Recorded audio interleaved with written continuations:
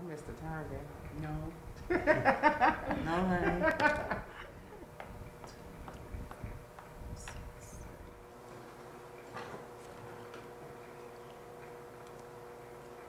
Can you get HIV by shaking someone's hand?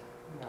That is an old, ridiculous fallacy, and people do still think that sometimes, and it's just ignorance. No, you cannot catch HIV or AIDS by shaking somebody's hand, drinking out of a cup, breathing the same air, casual contact, hugs, little kisses. You're not going to get sick. The ways that HIV is transmitted is from men having sex with other men. And there's a lot of faith organizations that have a major problem with that. So how can you address that? Well, you know, we certainly don't address it. We talk about love, we talk about hope, we talk about healing, we talk about a doctrine of inclusion, including all folks. Certainly, we know that there are behaviors that put people at risk for HIV infection, but our message is to talk about healing. 45 miles outside Chicago, the University of St. Mary of the Lake lies within a thick brush of trees. The idyllic campus houses the largest Catholic seminary in the country. Some preeminent theology has come from the minds of Catholics trained here. The Catholic view of condom use is one such theology that some AIDS activists oppose. But the Church is beginning to talk less about condoms and more about human sexuality. Why don't we teach them the true meaning and purpose of sexuality? Because therefore, you know, it's not going to affect them as a person, you know, as a, you know, if they misuse sexuality, when they can, you know, use this as a way of showing love. We should spend more time in saying what's the right thing to do than adjusting to what's the wrong thing to do. The docks on the university's lake are reminiscent of St. Peter's Square in Rome. The curved design symbolizes the outstretched arms of the Church embracing its people. But somehow, it's hard to see the arms reaching the streets of Chicago. You want some condom? We doing the HIV risk assessment. We doing the follow-up. Over at the camp, we right there in Coors Bank parking lot in the camp. Joy travels in an RV late at nighttime while working for an organization called Night Moves. She gives HIV risk assessments to transgender prostitutes because she is a transgender herself. Tonight she has brought a friend into the RV. You know, Joy, she have a heart of gold for some apparent reason. I don't know why, but she has a heart of gold. A good, great friend of mine. Really, I'm seeking help from her, whether she know it or not. You know, I'm trying to pull myself for help. You know, to help me, to help myself. You have to humble yourself to the Lord, which I choose to call Jesus Christ.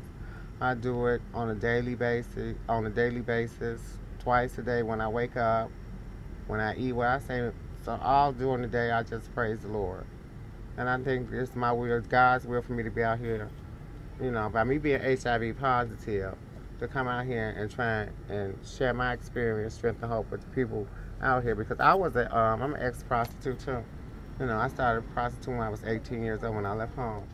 Out here, you know, I work the streets, you know, and I'm trying my best to stop, but you know it's hard because ain't nobody just gonna give me anything, you know. So gradually, I'm taking step by step, trying to break away from this madness because I'm really tired. I'm really tired, you know. Really tired. And I did a whole total 360-degree turn and got my life in order, and I'm gainfully employed. I think I inspire a lot of people, you know, and I want them to grasp on to whatever they believe in and hold on to it, because there is a way, but they have to put God first. Joy views her work as a ministry. In addition to HIV risk assessments, she passes out condoms. But not everyone supports condom use. The Heritage Foundation promotes abstinence-only education. A lot of people who oppose abstinence education say, well, kids need that information. You're going to put them at risk because then when they do become sexually active, they're not going to know what to do. They're not going to know how to use a condom. Well, last time I checked, it wasn't too hard to figure out how to use a condom. Catherine works with Joy at Night Moves. You have to learn how to put a condom on correctly in order to use it effectively. You must know how to put a condom on. And if it's put on correctly and all of the steps are followed, how effective is it? It's 99% effective. 99%. I'm not so good at math. What does that mean? Where, it's 99%. It is a chance that it could break while having sex. But, 9 times out of 10 it won't if you put it on correctly. What about that one time?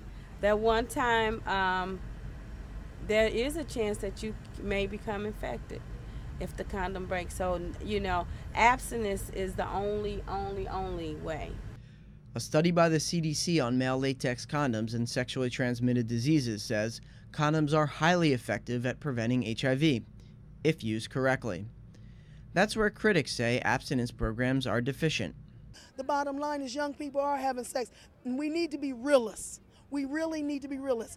We do need to preach and teach abstinence, but we need to also teach comprehensive, sexual health. In the last decade, which is really when we see sort of the abstinence movement, it's really 96. come on the scene. Yeah, in the last decade or so, they found an 8% decline, 54% to 46%, in the number of teens, I think it was 15 to 17-year-olds in this survey, who said that they had ever had sex.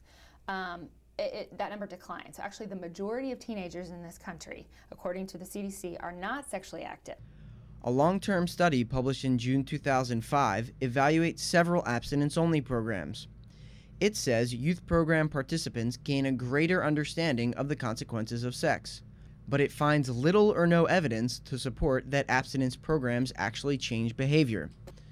The Sexuality and Education Council of the United States, or SECUS, recommends comprehensive sex ed programs to thousands of schools. The few token sentences that there are about abstinence, it's very unequivocal, very unconvincing.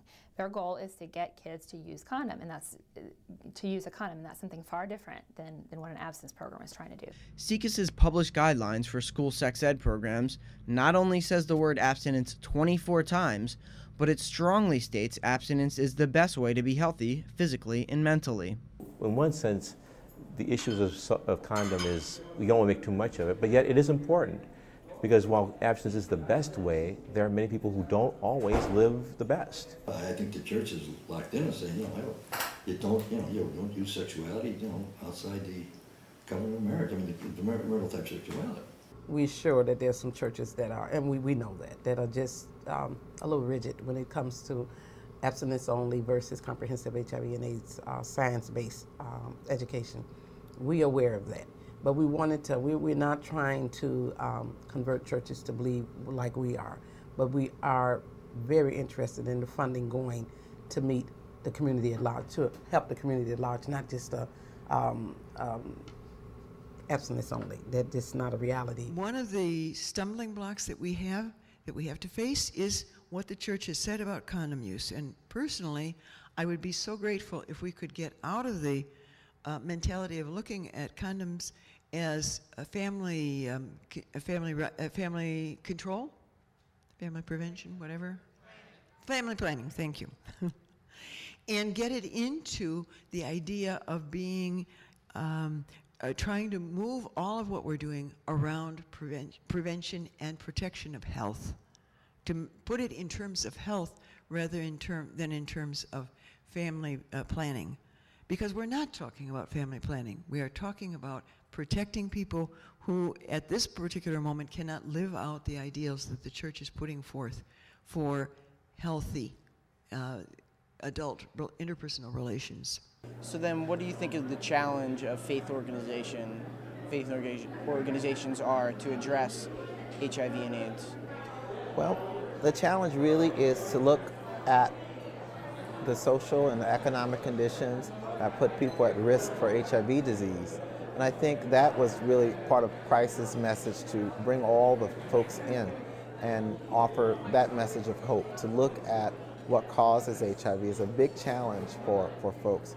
And when I speak of what causes HIV, we're speaking certainly more than how HIV is transmitted.